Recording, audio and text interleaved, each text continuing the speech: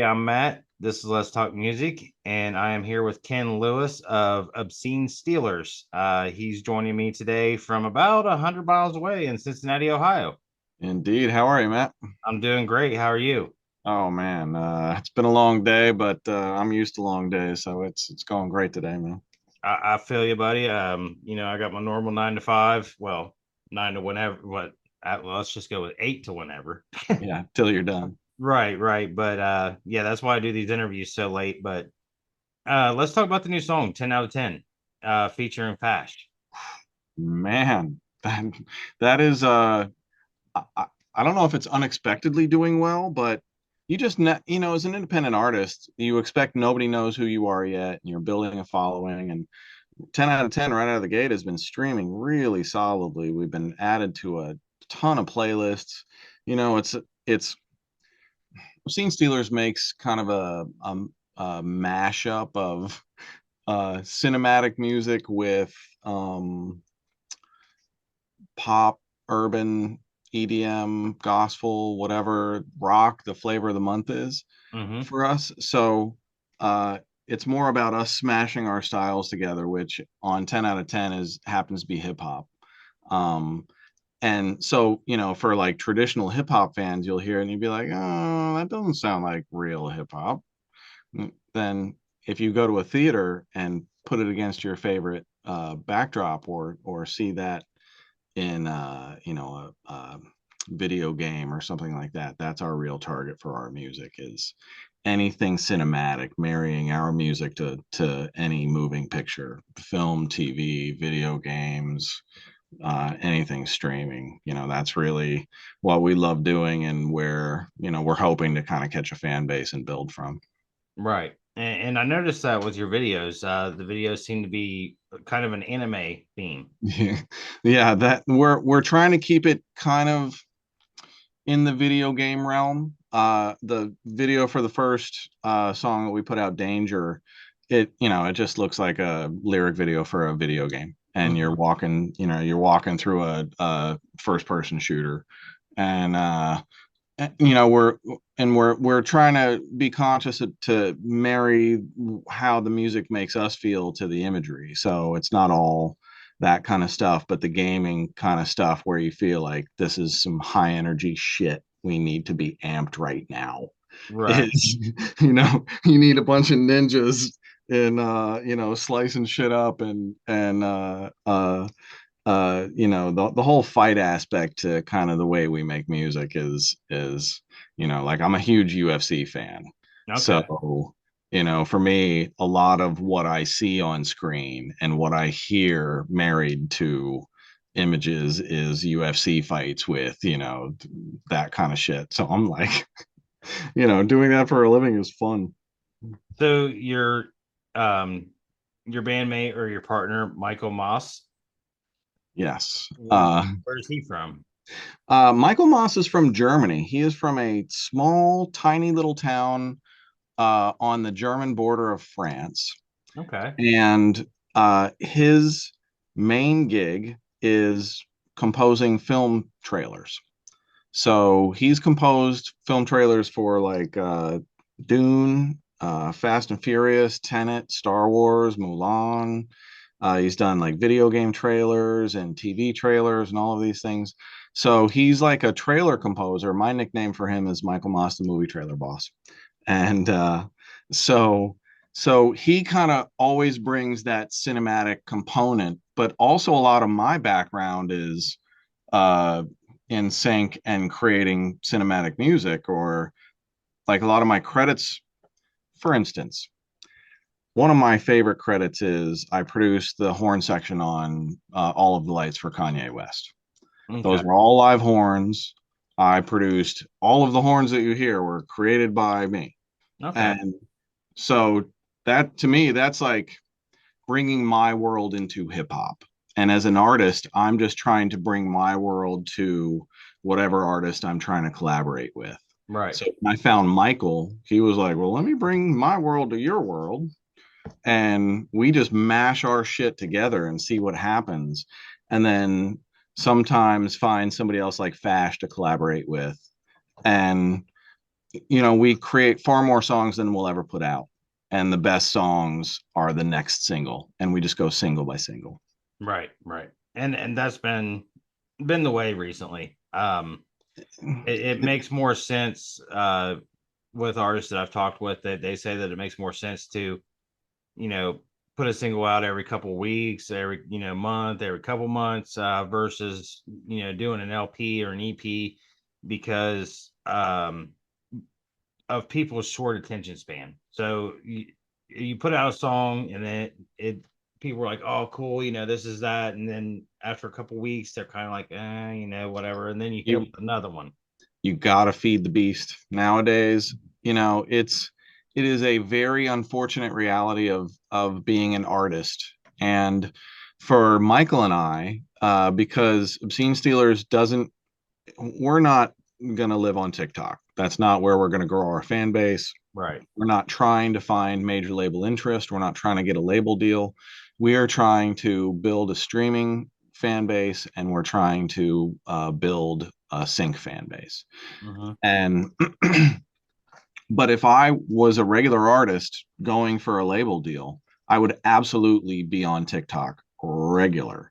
Mm-hmm. And to me, that's a blessing and a curse of the job. It's like you're no longer just an artist trying to uh, make your music. Now you've got to be an entertainer, and you've got to keep people engaged constantly, while you also are supposed to magically write incredible music that moves the world. It's like, it's just a little bit much to ask, Yeah, don't you just think? a little.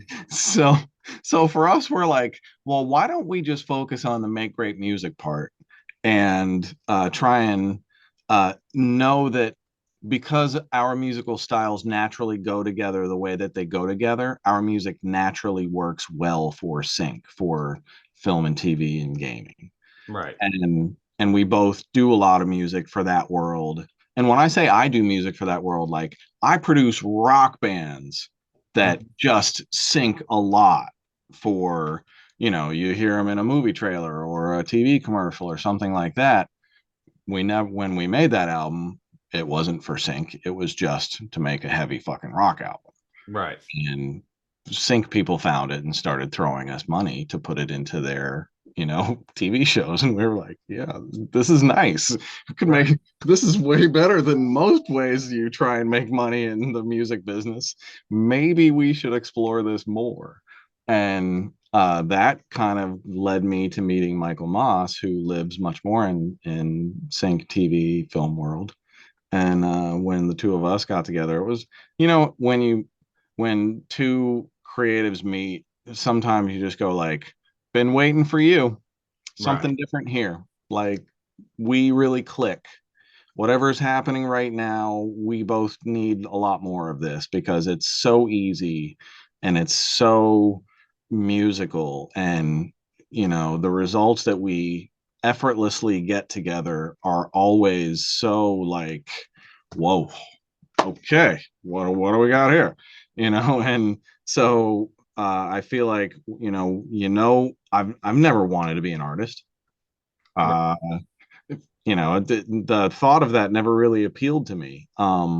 Wanting to be an artist with Michael Maas making the kind of music that we're making with Obscene Steelers absolutely appeals to me in every way. I love doing that. And Awesome. yeah, I think I was just looking, I wasn't looking for it. I think Michael and I created a bunch of songs, and we were like, who do we give these songs to? And we were like, let's not give these songs to anybody. Let's make these songs our songs, and let's find other people to collaborate with to make our songs. And Right. when we both looked at that as creators who were used to being the behind the scenes guy, and we went, that could work. We could just be the artist, and we could control our own destinies instead of trying to control other people's destinies and help them. We could just help ourselves. Right. Let's fucking go. And the music that we create together, thinking that way, is just, man, we just love it. It's so much fun. Well, see, dude, you're making me smile. You're making me love this, because I mean, to see the happiness and the passion that you have for what you two do is just like, it's the ultimate goal, I think, as an artist, is to create something that you love and to be happy with doing it. And I feel like now that so many people are independent and not under the strong hand of the label, you got to put this out, you got to put that out, it's got to be out by a certain date, whatever.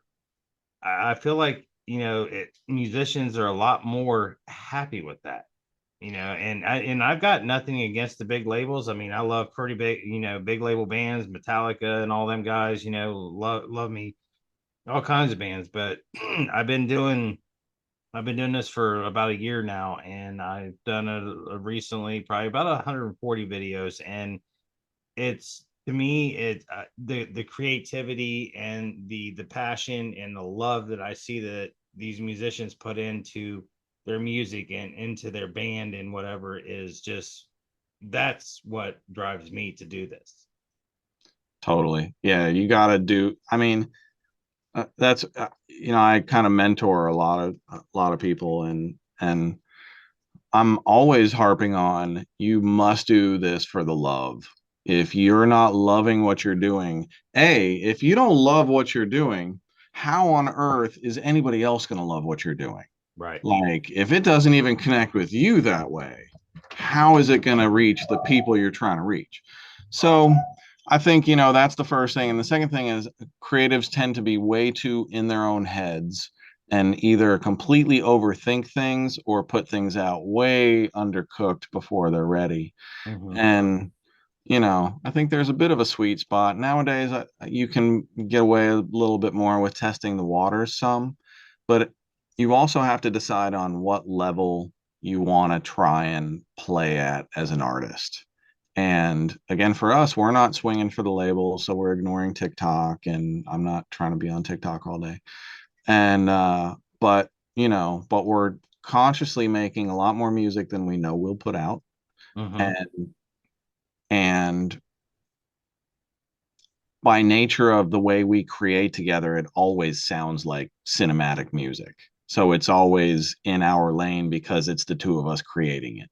So it really then just becomes what are our favorite songs that we're creating now, and which is the next one that's going to rise to the top that we can put out in a month. We're trying to put out one song a month, Yeah. one song every 2 months at most, and let those ride, and then put out the next one and just keep building. And in between, instead of being on TikTok, we're networking with music supervisors, and we're doing things like that, letting people in film and TV world know that we exist. And we're not a touring artist or anything. I mean, maybe someday, but you know we need to get the wraparound fan base from sync, catching and sync, which we hope will help build a streaming fan base, and then maybe we can tour off of that. Gotcha. So Obscene Steelers, how did you guys come up with that name? Well, the kind of the old Hollywood phrase of scene stealers, like the unknown actor that comes into a scene with a heavyweight star and ends up just stealing the scene from him. Everybody knows that the star of that scene was that unknown, and that's launched so many careers. So we kind of took that play on words and just made it obscene stealers. And we figure we're the obscene stealers. We're coming and we're going to steal your sinks. So and um we do all of our single covers are basically retro comic book style album covers, and they're corny as hell. They're meant to be like tongue-in-cheek, throwback, like 50s 60s comic book looking Right. covers. And we have artists hand drawing them, and they're from scratch, one of one every time. And we're just trying to see where we can keep the art with the commerce. I mean, that's the thing. Like, if you want to do this on this level long term, there's got to be money coming back. Right. So we're really conscious of how do we build this into something that we can eat off of while we're loving what we're doing, because so many artists just forget that component.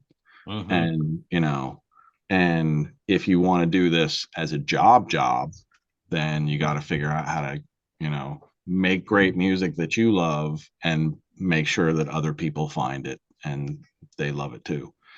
So, the more we can do that, the more we can focus on just doing Obscene Steelers music. And in the meantime, my day job is a record producer, record mixer, studio musician.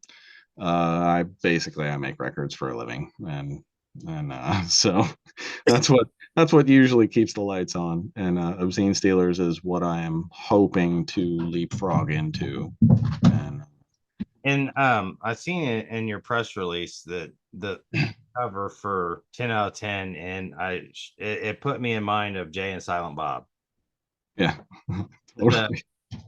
how they in their movies they have the little comic parts, and yeah, it was kind of funny. I just thought, man, these guys are going to be pretty cool. And also, it says that you're, as you've already explained, you wear many hats and you worked with Kanye, but you've also worked with bands like BTS, Drake, and Taylor Swift. I mean, what did you do with them? I've done some heavy shit too. I produced Avenged Sevenfold, so Oh. I've gotten some very interesting calls. I'm like, I kind of bill myself as the weirdest resume in the music industry because you look at my resume and you think you know me. And then I start breaking down my roles on those records and you go like, oh, I didn't know that. So like you see all of these hip hop people on my resume. A Mm-hmm. lot of the big hip hop records and big hip hop artists that I've been called to work with are they call me to bring something musically outside of their world authentically into their world, like the horn section on all of the lights. Mm-hmm. Kanye called me up and he was like, almost the entirety of our conversation was he sent me a little single note melody that sounded like a Casio keyboard. And he said, I want this to sound like a marching band in a stadium at halftime. And that was it. And I went and I did that entire horn section. It's not something that he could envision what he wanted, but he had no idea how to get it, and that's no fault of his. Everybody has their specialties. One Right. of one of Kanye's brilliances was that he always surrounded himself with the people who could help him fully realize his visions. Mm-hmm. So like J. Cole, I produced the choirs, the live choirs and the live string sections on the J. Cole Born Sinner album. So here on, seminal classic hip hop album, and I'm the guy doing the live stuff. So but then I also mix for BTS and I do engineering for Taylor Swift, and it's a weird, um, kind of a pinball machine journey through the music industry, and I just kind of hoover up credits where I can find them and stay busy and stay happy and just try and stay ahead of the curve and somehow stay relevant. And I've been making major label records for 30 years and just got on the biggest record of my career. So fucking anything's possible. it's, Right. it's really nutty that way. It really is. You just never know what's going to happen. But for me, I just I if I take work on, I smash it. And doesn't, if I'm not willing to do that, I won't take it on. And if you do that for enough people and word gets around and wake up every day for 30 years and try and do good work, then the music industry will pay you back. So, Awesome. So, how did you get in all that, man? I mean, uh, I moved to New York when I was 22 years old.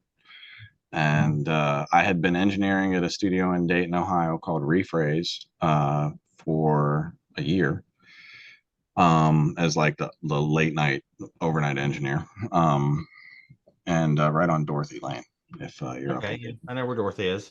And then they fired me. And so amusing to think about that now.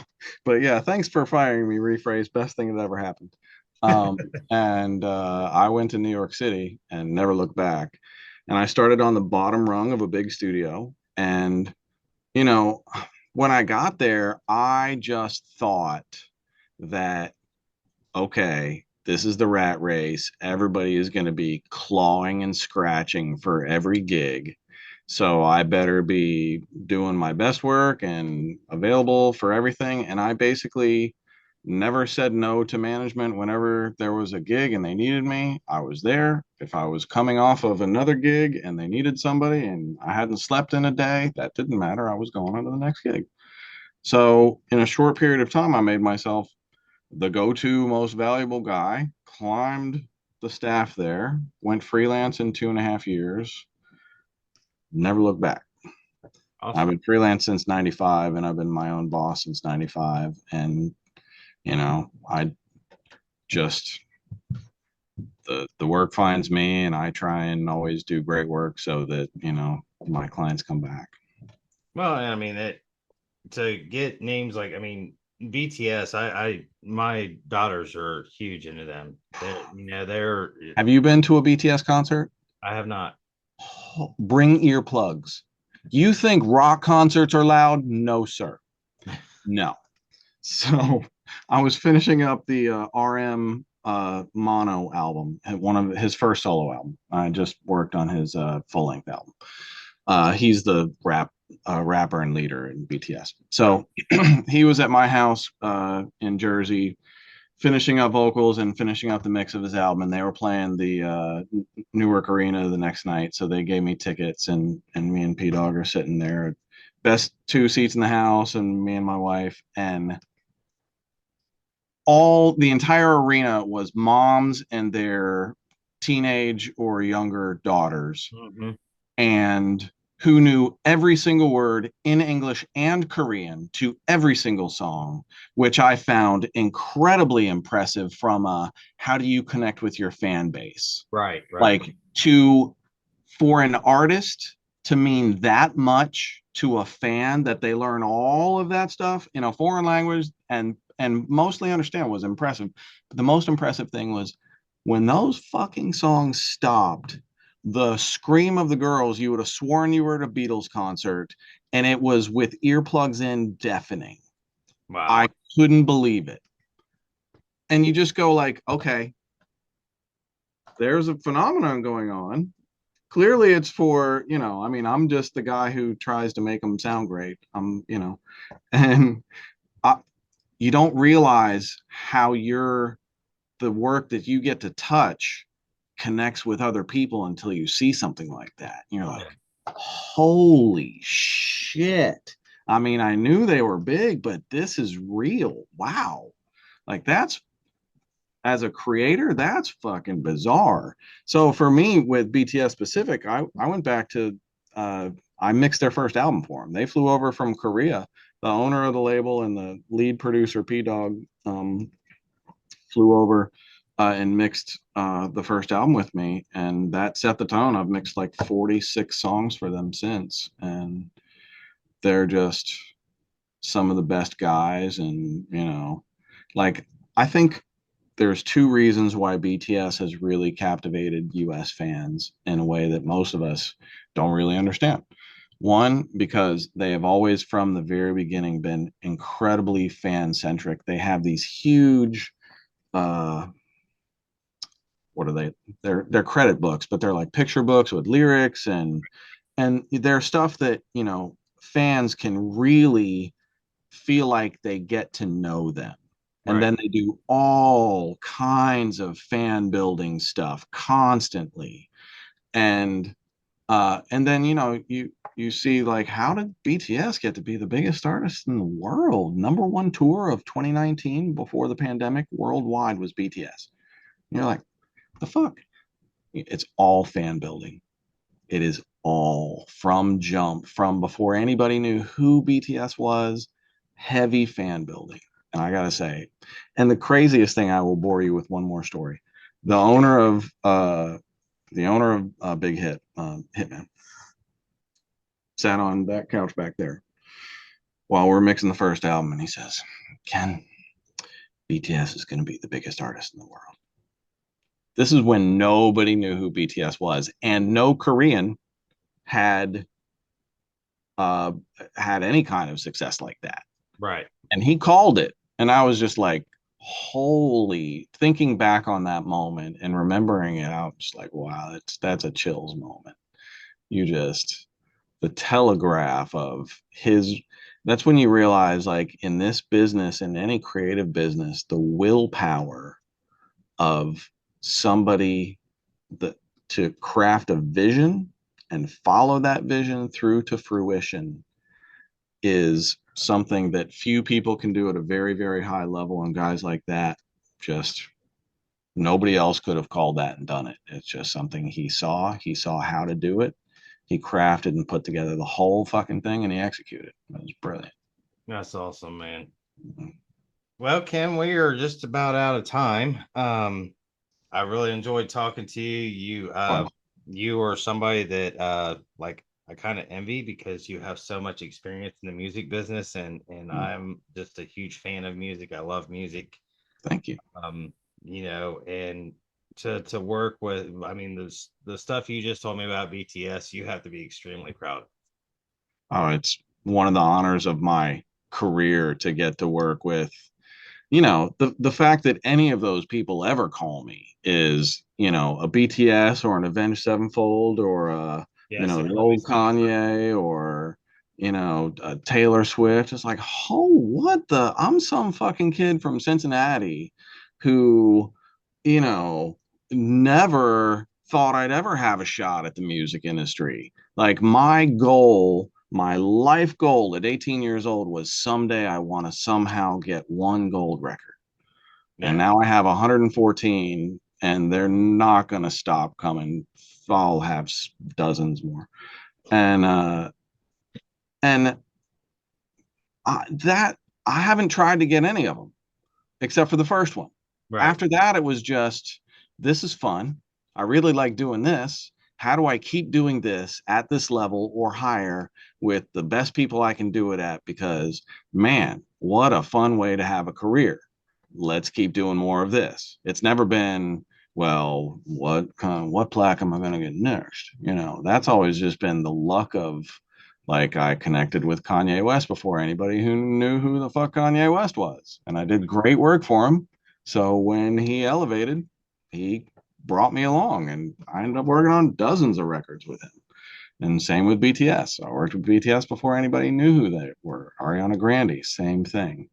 And, I've just been really fortunate to come across some stars while they were stars and some stars before they were. And, you know, I don't take it for granted. And, I always want more. So Awesome, brother. Well, I will look forward to some new music from Obscene Steelers. And in the meantime, you have a good evening and hopefully we get to talk again. thank you, Matt. I appreciate the invite, man. Take Thank care. you.